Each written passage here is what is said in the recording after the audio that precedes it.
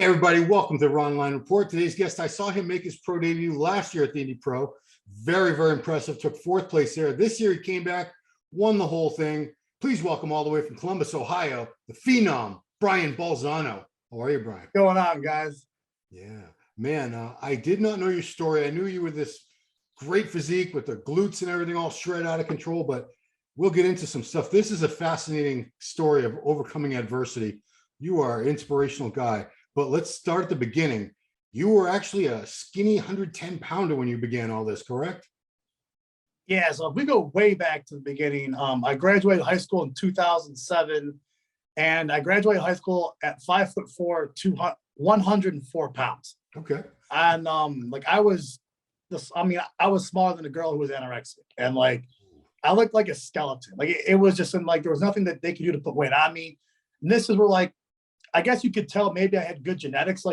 I just couldn't, I was just a skinny person. I ate any food I wanted.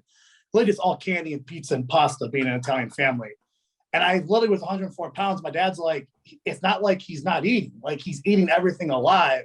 Mm. But who would have guessed I had kind of this kind of genetics? But somehow, yeah, I went from 104 pounds to, after 10 years, 230 in the off season, and on stage we weighed in at 207. So your dad, incredible. Or your mom, there's no real jacked muscular people in your family.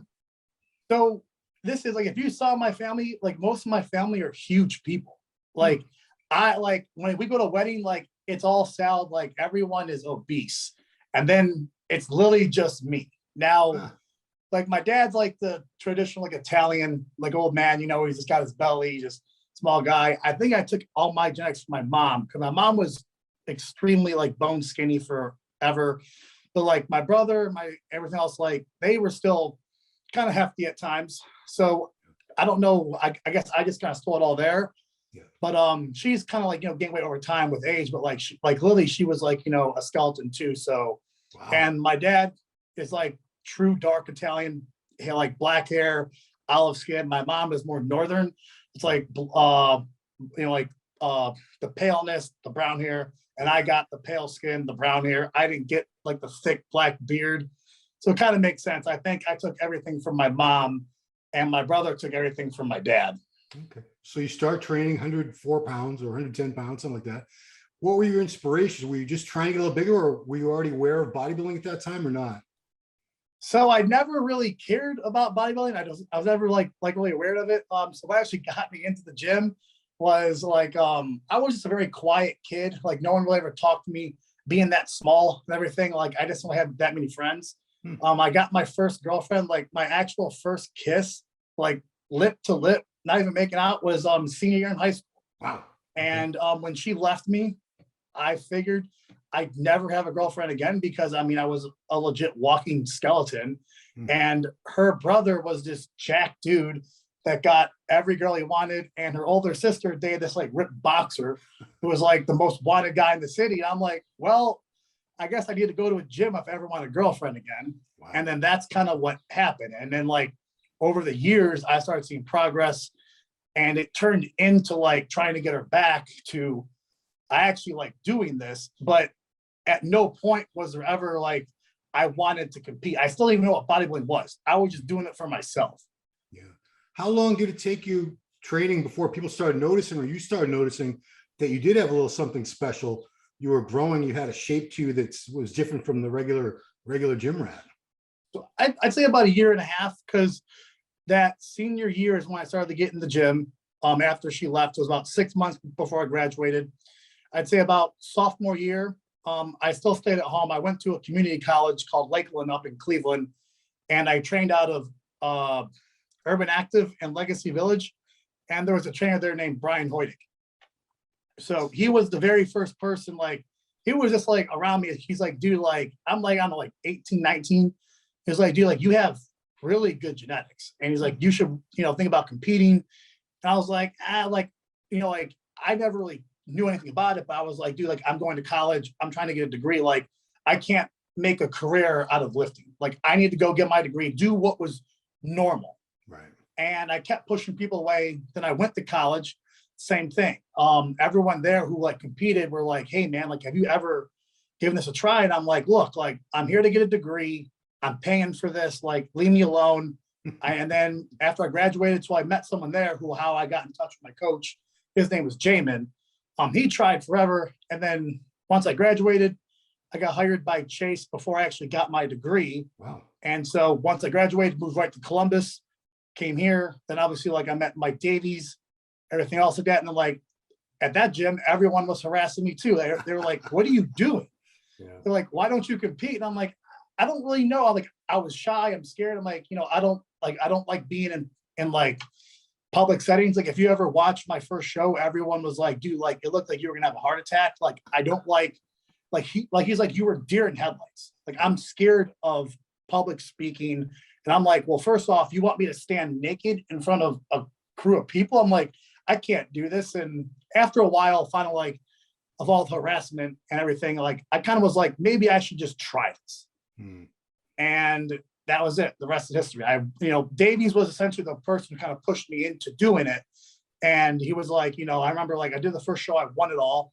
Yeah. Then 78 days later, we won USA's. And I remember, like, walking back to the gym, and he was like, what the hell did I tell you, man? He's like, you can be living a different life. But he's like, you just never saw it. And I was like, I don't know. I'm just kind of like, because it's not what we're told to do. We were told to just go to college, get an education, and get a real job. And that's kind of what I ended up doing. Yeah. So, wow. First show to pro in 7 days, correct? 78 days. Yeah. Oh, 78 days. Yeah. It was May or May 14th, 2014, or I think it was May 10th, 2014 to July 26th, 2014. That was finals in Vegas. And that was technically when I won my pro card. Yeah, absolutely. So, yeah, everything looks like, wow, this guy's got it super easy. He's got all kinds of good luck, and then boom, the first bit of misfortune you had. I don't know how quickly this happened after you turned pro. You tore your labrum, which is a horrible shoulder injury, required surgery. Yeah. How long after the USA did that happen? So USA is the end of July 2014. I started feeling a lot of pain end of January in 2015. And then I saw the doctor, and then they confirmed that, like, your shoulder was falling apart, because I already had a labrum surgery years ago from how this all began. So I was never injured in the gym. It was just wear and tear from what I was doing. And I was like, he's like, yeah, you tore the backside of your labrum again. He's like, you need to get surgery. And I was just kind of like, at this point, like, I'm like ruined. I'm like, well, I just won. And like, at the time, like, they were trying to get me to do the Arnold Classic. I remember, because like, they were trying to reach out to Justin and like my coach, and he's like, you're 175 pounds. He's like, you're clearly not going to win, but you can go up there. But he's like, I think we should just he's like, you're a middleweight and you're a pro. He's like, we need to get you to that pro size. He's like, like, let's not do a show. He's like, thank him for the invite or the offer, but by you competing at this size right now, he's like, it's just a waste of time. Like, you need to get that pro size on you. So then all of a sudden I started getting a lot of pain, and it, like, none of it mattered. And they were like, you need to get surgery again, because I already had anchors in my shoulder. But how did you do all that damage to your shoulder in the first place? So it's a bunch of crazy. So how it all happened was, in high school, we had this group of friends. It was a prank joke that went bad. So there were these girls that we were really friends with, and they're like family. I don't know what happened, but they went and got a bicycle and like threw it in my house. I thought someone was trying to vandalize my house, and like we all like went outside and like kind of got around the car, and it was this girl. We're like, what are you doing? Like, we're all friends with, and she just hit the gas and like ran me over. What? And it went like, it went to court. Like, clearly I won. She like to this day, she'll never speak to me again, because she's like, why'd you sue me? I'm like, you ran me down with your car. So that popped out my shoulder, but they didn't do surgery after the first time, because they're like, after the first time you pop it out, we want to see what's going on. They're like, if you build muscle, which you're a muscular guy, like, if your shoulder gets big enough, the labrum's almost useless. It'll go back to healing itself, which it did. Because I have really big shoulders, and the muscle itself will hold the joint together. Now, when I graduated college, all my friends wanted to hit the beach. My brother had a boat, and they had jet skis, and they wanted to go have fun on like the lake on Lake Erie. And they're like, dude, you don't have a life. Like, come on, like, let's go out, let's have some fun. Like, don't just lock yourself in your apartment. So I went there, but I had no intention of doing anything. And they're like my friend, like their family. And they like, were like, bro, like, we're not going back inland until you get on the tube once. They wanted me to like, have some fun with on the inner tube, but they thought like they knew I was going to jump off.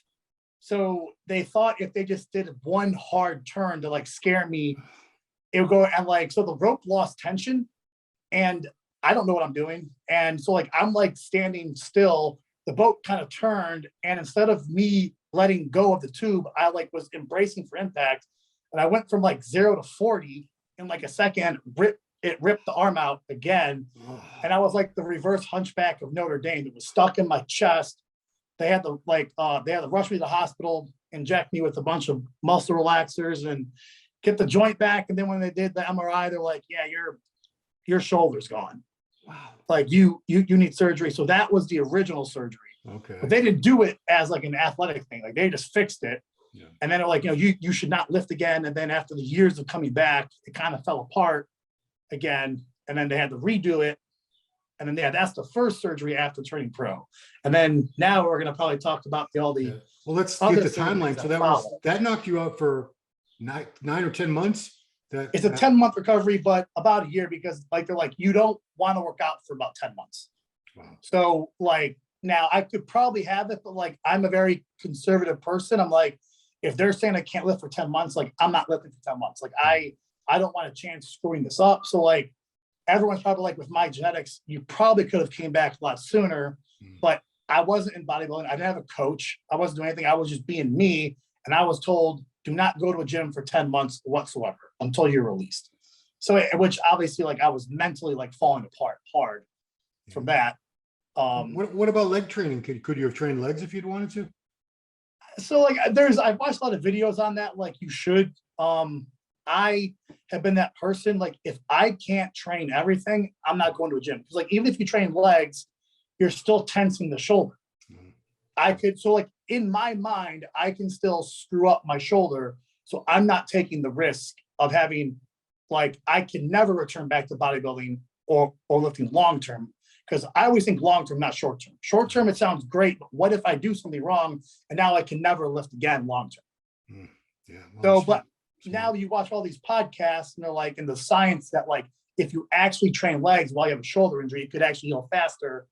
So I like, my mind tells me no, but science, I guess, now says yes, you should do that.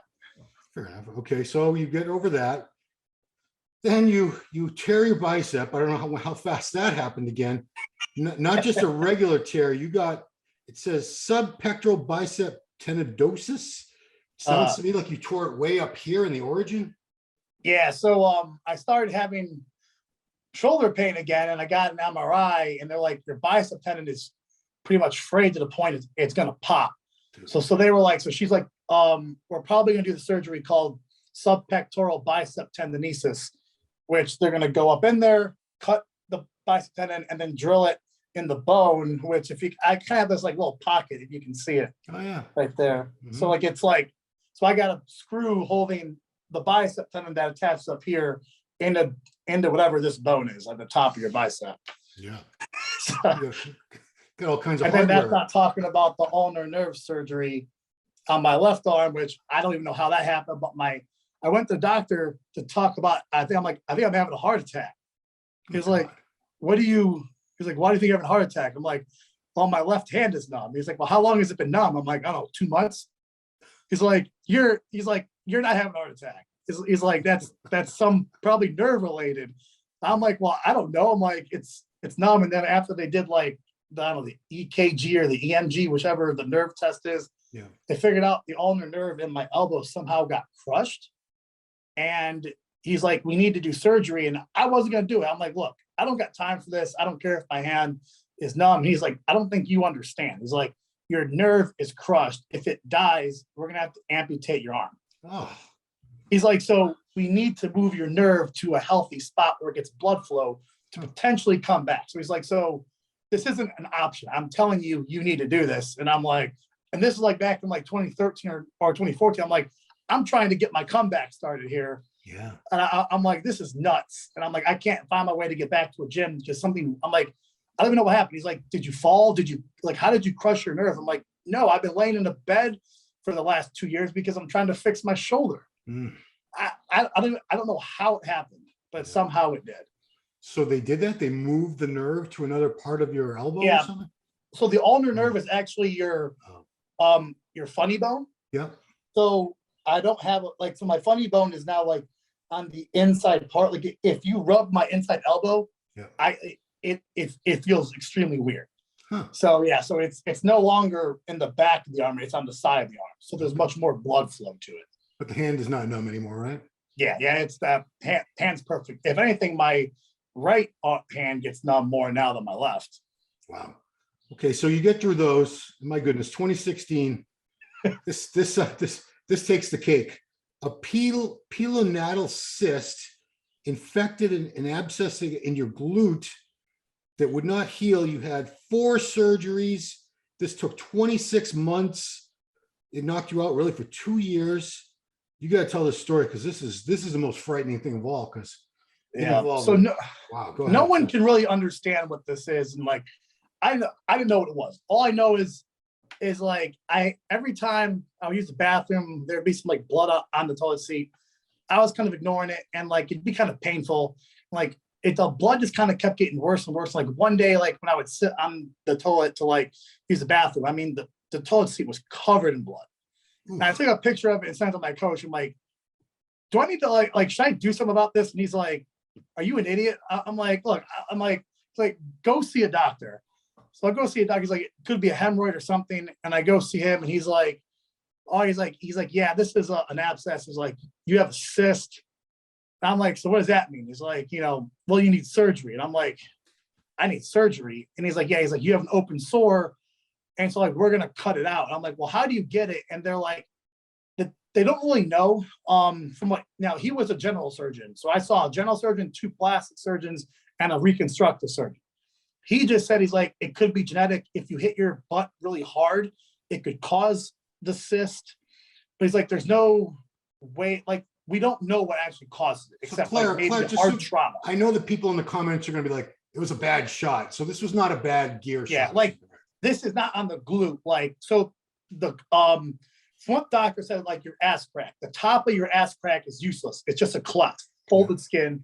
The bottom half of your ass crack is for you to use the bathroom, like your anus to poop pass. Was like, so Matt, it's literally like a tumor on my tailbone. Oh. Like, so like, yeah, like everyone's like, oh, like you had a bad injection, but like, no, it's like, you can't inject the needle into your tailbone. I hope not. And so they call it, what they say it is like a pilonatal cyst is your body essentially trying to grow a tail. That's why it's so painful. Wow. And so the second doctor, she came to a conclusion of what happened. And she's like, what I think what happened is she's like, I think it was an infected hair follicle. So she explained how the hair works. She's like, things can't penetrate your skin. She's like, but I work out for 3 hours. That's my training style. I like to do a medium weight or lightweight with excessive reps over a long period of time. I wear sweatpants, sweatshirt, summer or not. Like even as Davies, he laughed at me, it's 90 degrees, and I walk in with a coat on. And he's like, what are you doing? He's like, why are you wearing a winter coat? I don't know. It's just what I do. So she's like, I think the fact that you're so sweaty, you're Italian. So he's like, you're extremely hairy in, like all of your body. Yeah. She's like, also your glutes are very developed. So she's like, so what I think what happened is that your hair can act as a sponge. So if your hair becomes saturated in a liquid or bacteria for too long, the bacteria can then seep in the hair and go into your hair follicle and actually live in the skin. So she's like, so I think that's what happened. You were too sweaty and had too much bacteria on you. And at some point, the bacteria then went in the hair follicle, made its home, and started the bacterial infection. And then that's what caused the cyst and the abscess, because your body is trying to fight this. And she's like, and, once again, like once it becomes continuous, like, sometimes after it pops, it goes back to normal. But if it pops and comes back and pops and comes back, that's when they recommend surgery in my case. And then when I got the surgery, after 6 months, the hole never closed.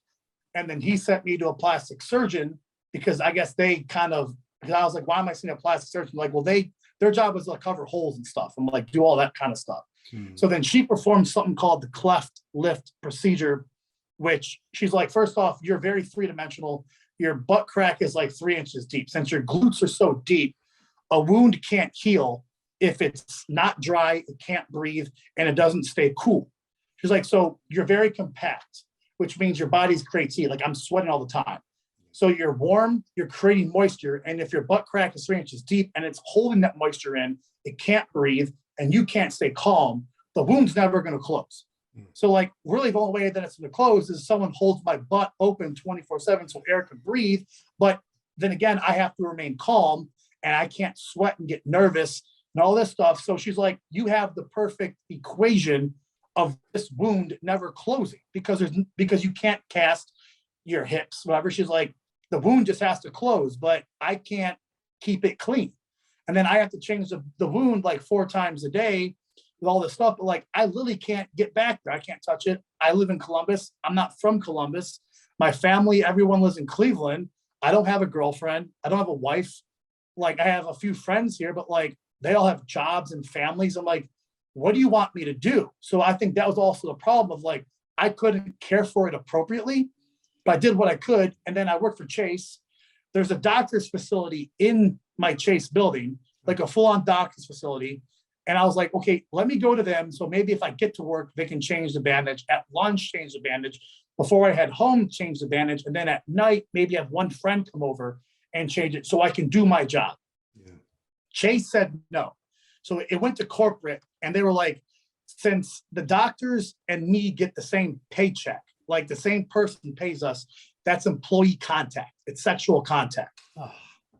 And so per policy, they're like, look, these doctors' facilities are for like normal stuff, but anything below the waist is considered inappropriate. And they're like, and the hospital called Chase and he's like, look, I know you have all the documentation to support this, but she's like, this is too risky for Chase because it's could be considered sexual.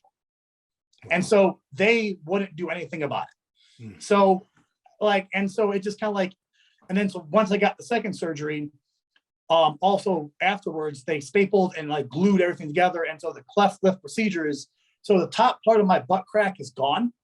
They raised the actual cleft.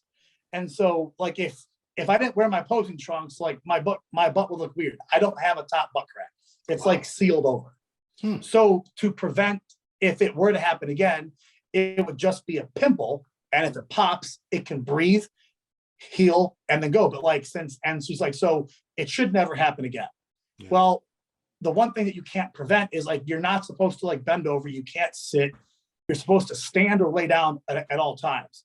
So when I'm using the bathroom, you like, if you have a large bowel movement, that could potentially pop the stitching open because of the pressure coming through. So when I had to take a poop after surgery 2, it ripped open.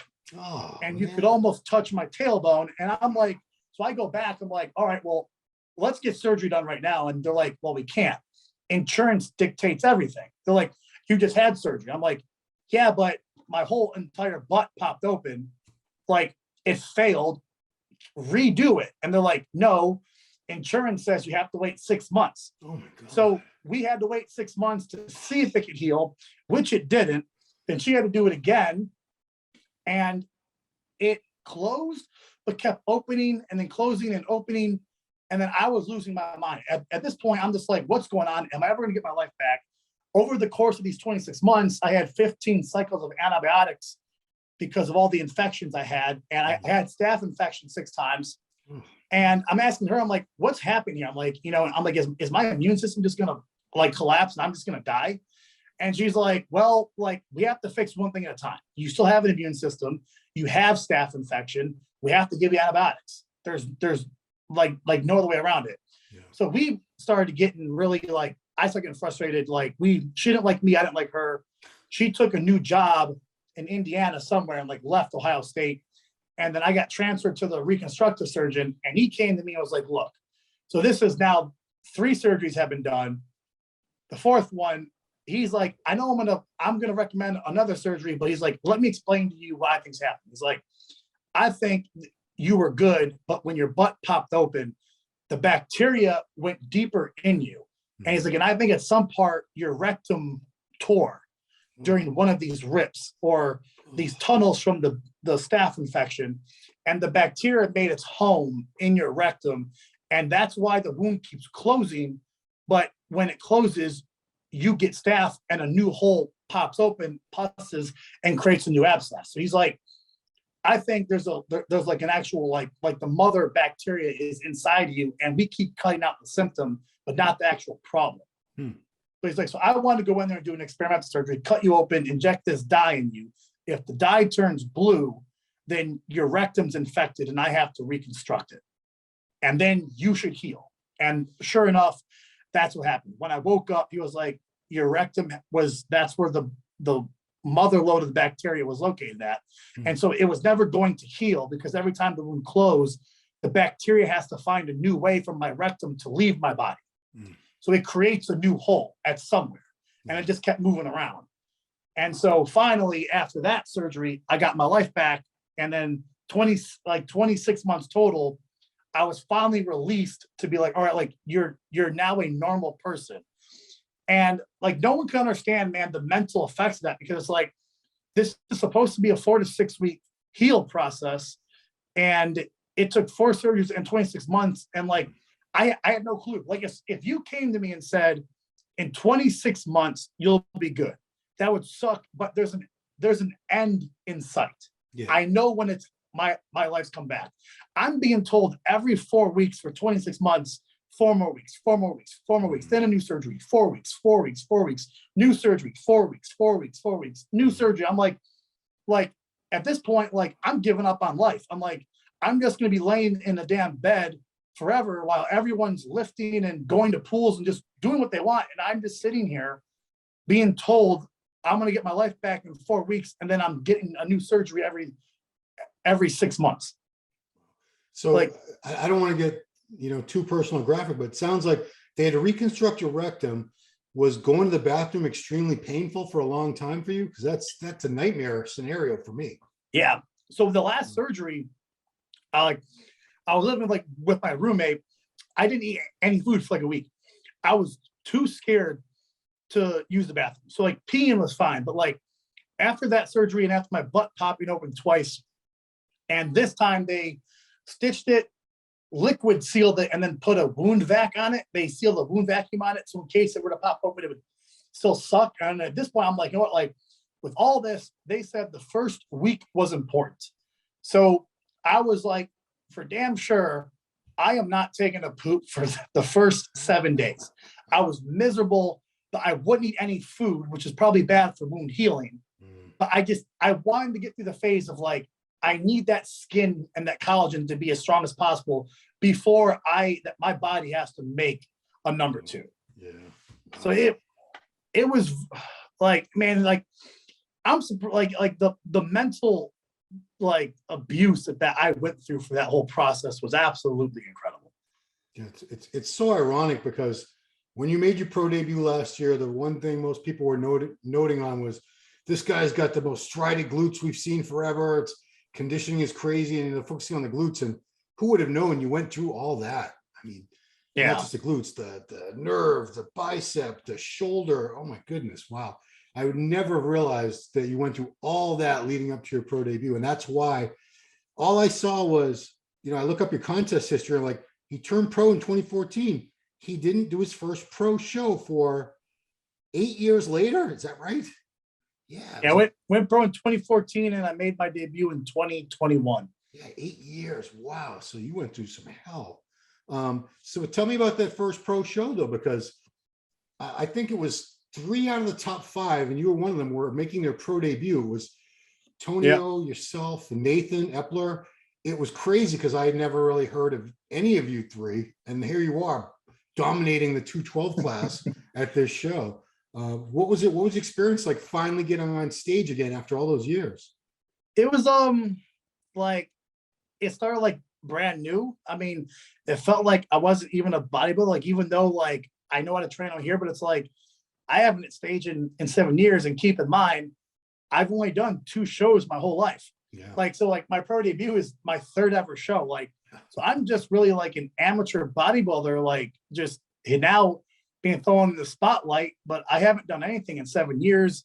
I was extremely nervous. I'm already like a nervous person, like being in front of crowds and things. I'm not like used to it yet, but I'm starting to get more comfortable and all that stuff. But like, it was extremely nerve wracking because like, I didn't know what to expect. I had a lot of pressure on myself because everyone knowing my history of like, like I need to go here and like produce like good results and like, just, like live up to my expectations. And like, and then like like my friend too, like everyone thought I was pretty much dead, but like my friend was watching the Fuad Abiyad podcast, the Real Bodybuilding podcast. And he sent me a link. He's like, bro, they're talking about you. And like, it was kind of funny because in the video, like, which I watched it, he was like, Fuad was like, going through the predictions. And he's like, wait a minute. He's like, Balzano, he's like, isn't that kid that went pro like 7 years ago, but like he disappeared? He's like, I forgot like what he said. He's like, didn't he like die or something? I don't know. He's like, this kid went pro and like you never heard from him again. And he's like, he just disappeared off the face of the planet. And it's kind of like, it was kind of funny. Like everyone's like, I thought he retired, just gave up or died. And it's like, no, I just had an absolute insane amount of bad luck for 7 years. And this is what I've been wanting. Like I've been waiting for this moment for so long. And thank God I never gave up or kind of like lost myself in the process. But I just kept going and just kept waiting for that moment to happen. And finally, it all came last year, and obviously like, I took fourth. Would like to place higher, but hey, like my third show ever, my pro debut, taking fourth at a pro show. I mean, how could I not be proud of myself? Oh, spectacular debut. But I'm wondering though, after waiting so long and looking so good, why didn't you do a couple more shows last year? So we came down, he's like, we just needed more size. So it just comes down to like, we weighed in at 197, which we were the smallest weigh-in there. But from what my coach says, like, you definitely were not the smallest guy on stage. But by weight, he's like, dude, you weighed in small. And technically, he's like, if you want to be truly competitive, he's like, dude, like if you put 10 more pounds of frame, like 10 more pounds of muscle on your frame, which I still have like 15 to get to, but that's if I want to hit the limit. He's like, now if you can somehow suck in, like you're ready at like 215, 217, but we sucked in at 212. He's like, I don't think you'll ever be that big, but he's like, you have a tremendous amount of actual room to improve. Yeah. And so and this is like why me and Justin get so along. He's like, we can do more shows. Which Justin? Justin Compton. Oh, okay. He's my coach. Okay. Yeah. So we're on the same page. And that's why he's like, why do more shows when you just have to get bigger? Like the one thing that you don't have right now is time because you lost 7 years of your life. He's like, now if this was here, like we can do it. He's like, you need the mass now. And there's only a certain amount of time that you can build that mass early on. It's like, but the older you get, it's harder and harder to build mass. So doing shows doesn't make sense. He's like, he's like, what he thinks, like, we made the progress from your first show or from your pro card to now. It's a 20-pound difference. So it's like, so we increased the stage weight of 20 pounds from your last showing. Now it's 7 years and I had all the stuff. He's like, I think that was a good goal to hit. So you went from 176 to 197. Yeah. Let's improve on that. We cut down because when we came back, we started at 150. We got up to 230. Wow. Now it wasn't like, a solid 230, but he's like, my body pretty much topped out. He's like, we got all the mass that we could. You're a bit soft. Now let's lean out and then rebuild on top of that. So the goal was to never like do more shows. It's like, all right, we have to cut. Let's just do a show. You might come out good, but he's like, you still need more time, more density, more mature muscle. He's like, you've only been lifting for a year now since coming back from your 2.5 year like disaster. Yeah. So last year was more just kind of like, let's get mass, but it's not going to be fully hard and lean yet because you still need more time to turn into mature muscle. And then this year was pretty much that. We came from a lean Indy Pro, like 2021, kept it very clean, built 10 pounds of mass on top of that frame. And then that is now the end goal that we wanted, the mature, the hardness, the conditioning, the fullness. And so now this is kind of like the end goal of what we wanted from years ago. Okay. And I weighed in at 207. Oh. So, I mean, I still have tons of room to get bigger if he wants to continually like put maybe a few more pounds on. before hitting the Olympia. Like, I don't think we'll obviously gain 5 pounds, but maybe I can weigh in maybe at 209 by then, you know, get about 2 more pounds of stage weight by December. I mean, Clarita won the Olympia weighing like 178 pounds. So. Yeah, he looks like, I don't even know how he weighs that small, dude. He looks like 250. Yeah, because he says he's 5'2". I always say it's probably more like 5 foot because I've stood next to him many times. He's just so freakishly huge, especially in the off season. If you see him in the off season, you were at the Arnold when he was walking around. I think he's going to explode.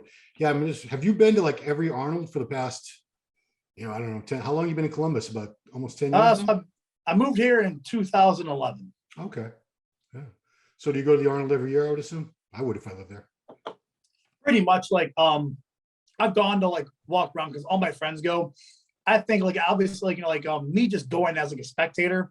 Yeah. It's like I don't like all the crowds. Like there's way too many people. Yeah. You can't really do anything in that expo. It's just like a pack of sardines 24/7, and you can't breathe. You can't do anything.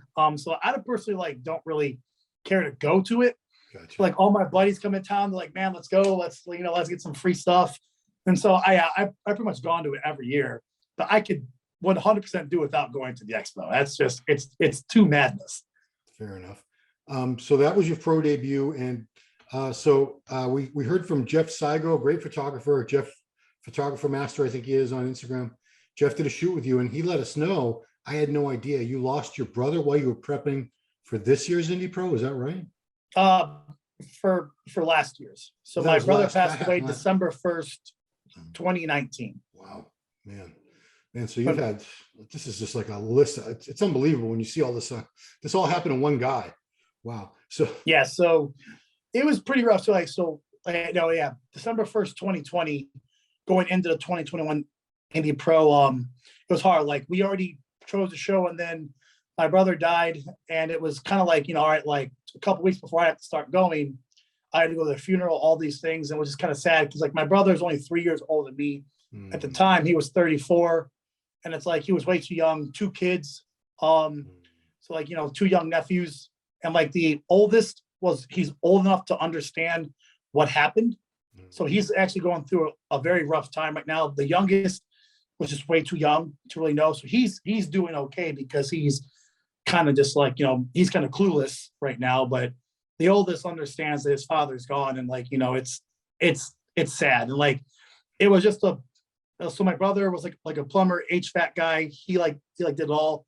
One of the HVAC units caught fire that he was working on. He was outside the house, and somehow it just caught on fire, and the owners came out, was like, hey, like it's on fire. He ran in the house. I don't know. I don't understand. Like maybe like do HVAC guys that have gas masks or something, but like he ran into the house with like obviously a ton of black smoke coming from it. And from what my friends say, HVAC units are just like filled with like poisonous material.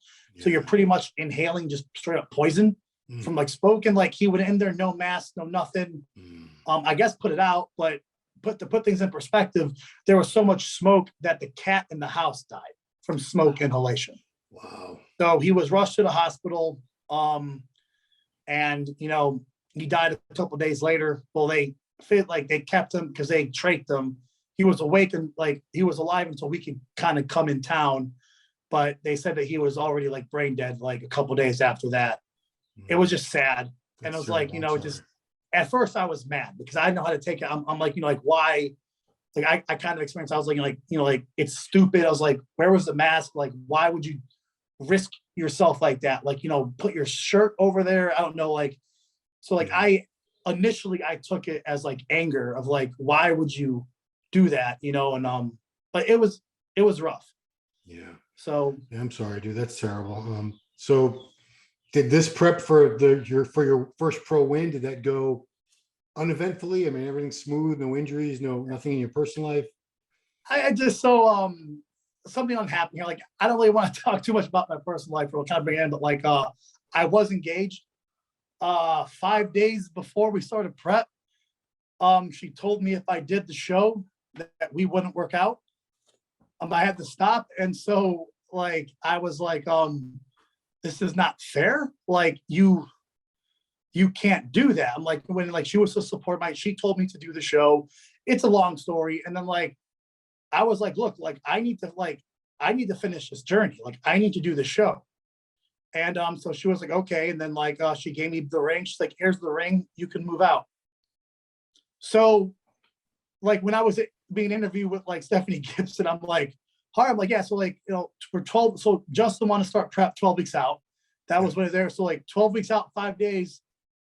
I'm now like I lost my fiance, had to find a new place to live, had to make everything work. And like so now I'm personally going through all of that, trying to like I'm starting prep. Yeah. So it was not easy. I had to find a place to live, which I did somehow find a new apartment in 5 days. Get there, had the movers come. You know, I took the bedroom, she took everything else. Like it was so just like, so this show was not simple at all. Man. I had to make everything work. Somehow I did. Like at first too, like, you know, obviously like, you know, I cared very much about her. Yeah. Like I was under a lot of mental stress. I actually got shingles like I think like 2 weeks into it. I was kind of like panicking a lot because I'm like, I cared for her. Like I didn't want us to end. And I started having like back pain. And she was like, yeah, it's like, are you under like a lot of stress right now? I'm like, yeah, I just kind of lost my fiance. I'm starting my prep, all this stuff. And they were like, all right, yeah, that'll give you shingles. So yeah, so this started off as an absolute disaster. Unbelievable. I'm sorry. I hope this one was like, I'm hoping you were going to say everything was fine, everyone's cool, perfect prep, everything. No, but nope. Apparently. So that's why like all my friends like at the thing like, I don't know, man. Like, cause like, you know, so before I actually moved out, because she wanted me to stop competing, like we can work, and like I came to her and I was like, look, if I retired right now, stopped competing, we lived their life. She wanted to go to couples therapy because like she thought that we weren't communicating good enough. I was like, look, like I'll quit, I'll retire, we'll go to therapy, we'll do what's necessary. If I do all that, you know, can we give ourselves one more try? And she was like, it's too late. You should have I should have already done that like before. And I was like, okay, but like you're asking me to change like everything about me. Like my whole life, I've been doing this. Like I've never changed as a person. You knew who I was the minute we started talking. Like you want me to just really change everything about me. Yeah. I have to kind of come to that conclusion. Like you have to give me some time to like accept, like, do I want to do this or not? I'm like, so I'm coming to you now. I will retire. I will do this. Like I will do what's necessary to make our relationship work. But I'm sorry that I couldn't do that previously. Like you're just asking a shit ton from me. And I had to process all this. And she was like, it's too late. So I don't know if that was a sign, but like I was willing to throw it all away and not do this show at all and retire and never come back. And then it turns out like after, you know, that getting the shingles and all stuff, and somehow I pull off the win and have the best physique I've ever brought in my life. And yeah, I wanted to quit multiple times because I couldn't handle all the emotion and stress going on and all this change. And I'm like, what the, like, you know, like my mind's just going everywhere. I'm trying to focus on here. I'm trying to get my life straight, figure out what the hell is going on, what I want to do. And I don't know, man, it all worked out. So maybe it was a sign, like I was not meant to retire just yet. No, you were not meant to retire. Let me ask you this, and don't if it's too much, don't answer. But so was she with you when you prepped the first time for the first Indy Pro? Yep. Okay. You seem like a cool, chill guy. Do you turn into like this raging asshole when you're in prep or something? No. So that was the thing. But like, I'm very protective of my prep. Like I'm very anal. Yeah. And so she was like, you like it just like, it's almost like you didn't notice me. And I'm like, okay, well, I'm like, I have a real job. She's like, you have no time to talk or anything, which she's right. So like, I'm not sponsored here. I'm not making all this money here. Like I work at the bank 8 to 5. I got to do my fasted cardio. I got to go to the bank. Then my workout is I work out for 3 hours. So after work, I got to eat my meal, get ready for the gym, go to the gym. Then I'm coming back at like 9, 10 o'clock at night. But first I got to go home, or I got to go to Kroger, pick up some groceries I might run out of. Then I get home, then I may have to cook again. Then I got to eat, shower, eat again, go to bed. And she's like, and I work from home and she doesn't. So she was like, I literally see you, but I can't talk to you because I'm talking to you. Like I have a job that I have to produce numbers. We can't have a conversation. So she'll always come in and we'll talk hour long later. I mean, I can lose my job. I got to make numbers. So like, she was like, every time I talk to you, I can see how much anxiety you're getting because you have to work. But she's like, essentially, like, once again, like she has every right to say this. I was dating a ghost.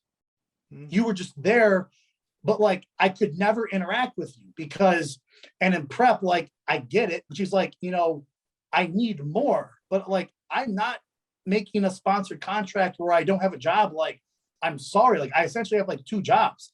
I'm going from one job to the next. And like, I'm cooking my own food. I got to clean. I got to do the laundry. Like I got to do my laundry. It's just like, there's everything I got to do to keep everything together and stuff. And like, I get it, but like nothing ever changed. And then after the show, so like after this whole prep of her being neglected and like her big thing too, which I think it might be a women thing, but she was like, we text every day and talk, and she'd be like, I ask like, how's work going? How's your day going? But her defense of that was she's like, never once during the whole prep did you ever ask how I was doing.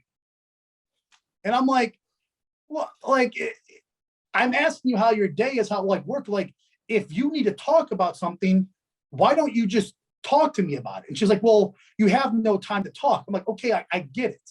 But like, if you need to have a conversation, like one conversation a week or so, like where you truly need, like, talk to me. But if you just want to have a conversation while I'm at work about like, day to day, I don't know, like, like what you had for lunch and stuff, like I can't do that. I need to focus. But like, if you have to like, hey, like I need to talk to you about like, I'm a little depressed, I'm down, I need some attention.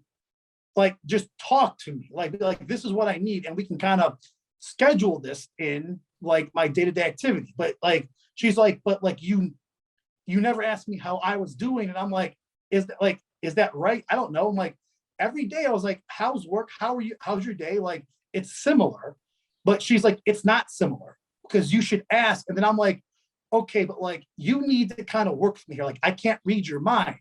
She's like, but you should be doing these things on your own. I shouldn't tell you to ask me how I'm doing. And I don't know. To me, it sounds a bit crazy. Maybe she's right. Maybe she's not. I don't know what the viewers will say, but like, I feel like I did nothing wrong. And I'm like, and if you need to get something off your chest, then just come to me and talk to me. Like, I shouldn't have to be like, oh, like I have to read your mind that like somehow you feel neglected. But then once again, like, so after the show, we got engaged. Like, she was the one who brought up engagement. I didn't just like, if it was the traditional way of like, I proposed to her out of nowhere and she said yes, that's my fault. But after the show, so that was in May, we got engaged in August. Around that like time in end of July, she was like, I know we always talk about that we're gonna get married, and she's like, I'm ready when you are. And so she helped design the ring.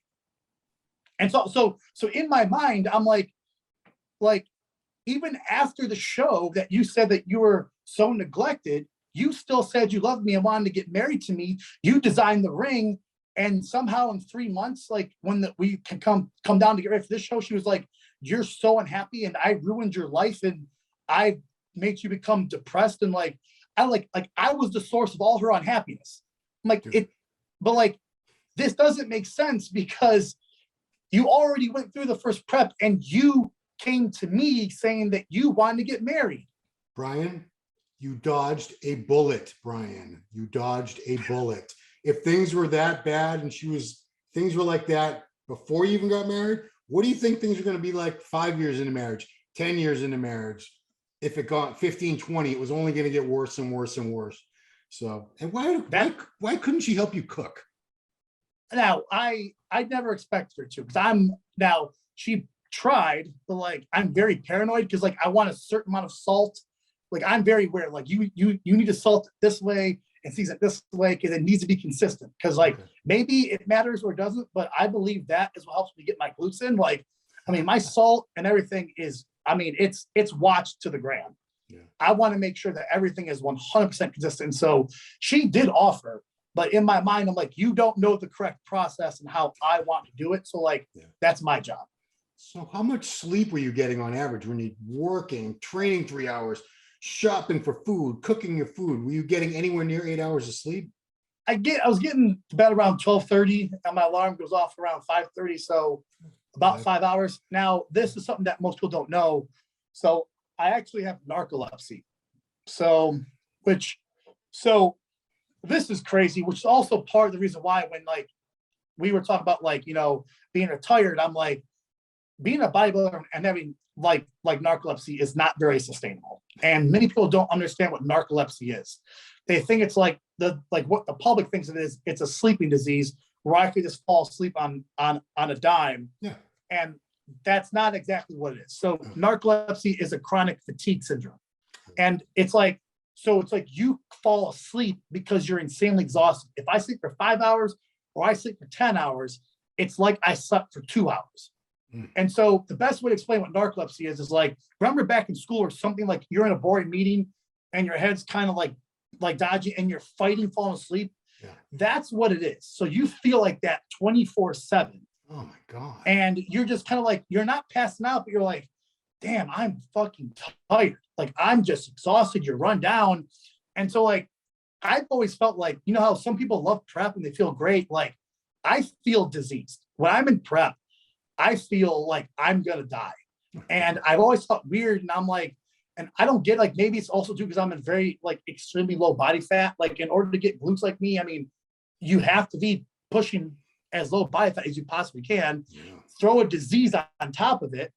Like all these people, like maybe like, I guarantee you there's no one in the pro league unless they have narcolepsy that feels the extreme amount of shittiness that I feel, because it's awful.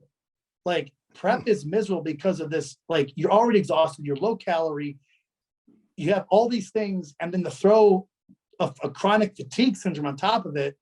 I don't know how much longer I can do this, but like I'm physically like I'm doing it, and I'm showing up peeled and dry. Yes. So I know I can get through it, but it is mentally one of the hardest things I think anyone could do, because like being a bodybuilder is hard, but being a bodybuilder with a fatigue syndrome is stupid. That's why I'm sorry to interrupt, but is there not a medication for narcolepsy? So there's no cure. So the only the medication that they provide you is like Adderall or stimulants, like modafinil, armodafinil, Adderall. So they're like, there's no way to cure it. However, the only way to fight it is we stimulate you. So there's no way that you can fall asleep. And by the end of the day, when it wears off, you just crash and you can go into a deeper sleep. But I hate stimulants. And I'm like, I just like, it makes me feel so weird and like a zombie. And I don't know. I'm like, it just like, I don't like the feeling of being stimulated. And so we don't argue, but I'm like, look, I'm not willing to do this. Like, I don't want to take Adderall every day. Like, this is not healthy for you to be like to begin with. It makes me feel so weird. I'm grinding my teeth. Like, I can't, like, it's just like, it's weird. And so like, you're kind of screwed. It's like, do I just stimulate myself 24/7, or do I just not take it and hope I don't feel like crap all day long? So it's a lose-lose situation. There's no way for me to feel good unless somehow I could just like take naps all day long.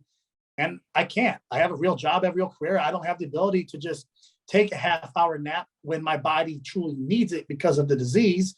I just got to push through it. And then it makes me feel even worse, because I can't allow my body to get what it needs when it needs it. Yeah. Wow. I really got, it's hard to process all this. That this all happened to one person. And man, I know. This would be something, maybe if I saw some guy who was like way out of shape and looked like he didn't belong on a pro stage, he could tell me half of these things happened to him, but I wouldn't expect any of these, if not all of them, to have happened to the guy that looked that great and blew the show away the way you did. And that's why it's incredible. Like my condition, like people who know me are like, dude, like, how are you so dry when you're just a complete and utter mess? Right. Like I have mad anxiety issues. I'm here, like, everyone's like, oh, like cortisol ruins your conditioning. No, it doesn't. I'm having a panic attack backstage and I'm drier than anyone has ever seen before. And this is like, it's like, and no one can understand it. Cause I remember like, Ben Hartman and me will talk to him. He owns Morphogen Nutrition. He's just a really good friend of mine. Yeah. And I tell him, like, he's like, cortisol destroys bodies. And like, he knows me. He's like, dude, you're the most mentally screwed up person when it comes to prep. And somehow I can't explain it. He's like, how dry and shredded you are when you're literally in the middle of a panic attack and somehow you don't retain water. I don't get it, but like cortisol must somehow be non-existent in my body, or just the laws of it just doesn't exist, because I am not a calm person. I am just in fight or flight 24/7. Like, man, I gotta do this. I gotta do this. I got this. I go over here. I gotta go there. Like, just like stay off your feet. Stay off my feet. Like, what do you like in peak week? I'm the only one doing something. I gotta run to the grocery store. I gotta cook. I gotta do this. Like, I'm 2 days out from a show and I'm pounding my legs 24/7 trying to get everything done. You know, I'm like, what do you want from me? I'm like, I can't sit down. I don't have anyone here. See, this is clear, but you would, you know, so few people ever get that conditioned ever, even pros, that, you know, that with the glutes perfectly straightened, all those splinters and everything. And I'm talking about people that have no health issues, no injuries, no stress in their lives. They're just doing the business of bodybuilding, dieting, their cardio, whatever they're using, and they still don't look like that. And it's crazy that with everything in your against you, that you hit that condition that most people never ever get to. This is mind-boggling. This doesn't even make sense. And then, as you can tell, like, even though every show I do, I show up the same way, it's not easy for me. I'm going through a lot of pain to make that possible. Now, I don't know how easy it is for me to actually do it, but like with, you know, from the narcolepsy and everything else, like I'm suffering hard. Man, I start to zone out. I don't even know what's going on at the time, because I'm at the point of like extreme exhaustion. I don't think I'm going to make it sometimes. And I think Jeff Saigo is going to release a video today of like my live check-in, and he's going to release like the live audio with it. And like, you can see, like, I'm doubting myself back there. I'm like, man, I'm tired. I'm like, I can't do this. I'm like, you know, one more round. I'm just like, I feel like I'm going to drop dead right now. Like, I'm so tired. I just want to like lay down and sleep, and I can't. And it's, you know, so it's not like I'm back there being confident. Like, I'm fighting this disease and the low energy and everything. And I'm just like, I'm here, but am I actually going to make it to the show tomorrow? Like, because it sure as feels like I'm not going to. Wow. You know. So how much cardio? Because you're already talking about 3 hours of weight training. How much cardio are you doing on top of that in prep? So he started at like around like 8 weeks. Like, we didn't do much cardio at all. You know, 8 weeks out, he was doing like 20 minutes fasted 5 times a week. And we went up to 35 5 times a week. Okay. That's it. Not much at all, but like also like my training style pretty much is cardio. Yeah. So, and he knows that, like, you know, he like, you know, over time, he's like, I don't really like the way you train, but it works. He's like, and so if that's what you're going to do. So essentially I almost combine my cardio with my training. And then that makes me not have to do a tremendous amount of cardio fasted in the morning.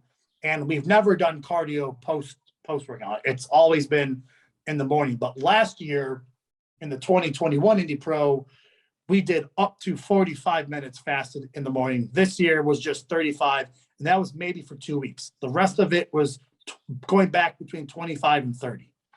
So are you on very, very low carbs or no?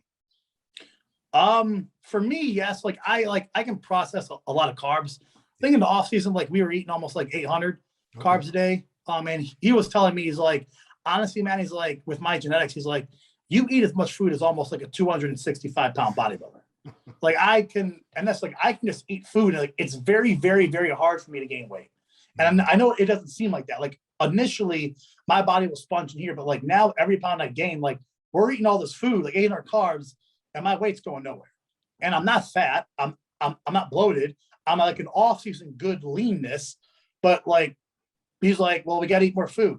I'm like, well, like, I can't. I'm literally skipping my last meal like every other day. Like, I can't shove anything else in my mouth. And he's like, the only way to get bigger is to eat is eat more. That's it. Like, there's no other way to do it. Yeah. It sounds like you still have that same metabolism that you had back when you were 104 pounds.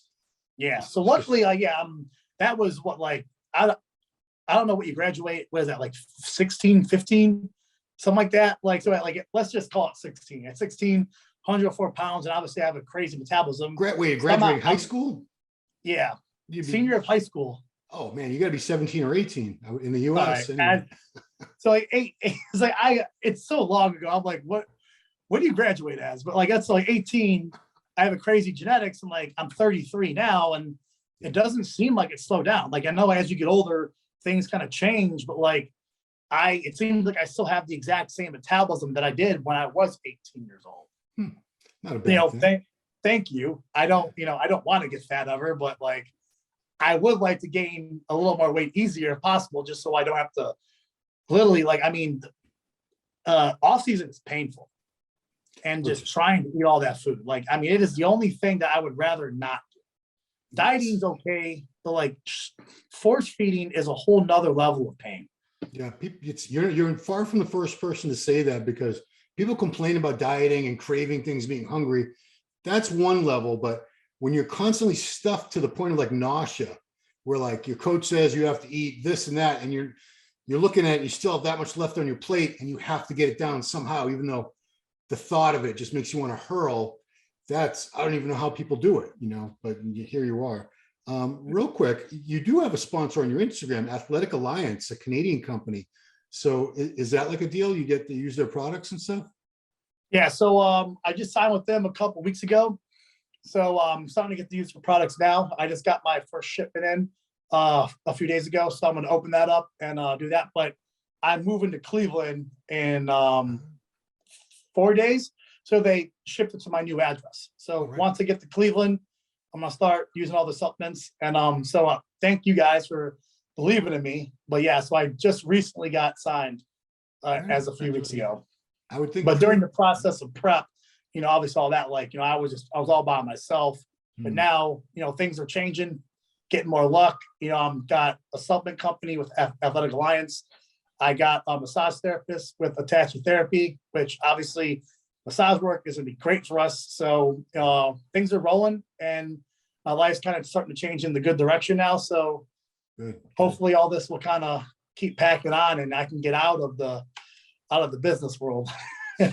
Did the late John Meadows, did he also work for Chase? Oh yeah, he did. In Columbus. Yeah. So we actually work in the same building. There's this huge, it's called the McCoy Center. It's in Polaris in Columbus, Ohio. Yeah. It's the second largest building in America, square footage wise. Wow. And the only building that is larger than it is the Pentagon. Wow. Good Lord.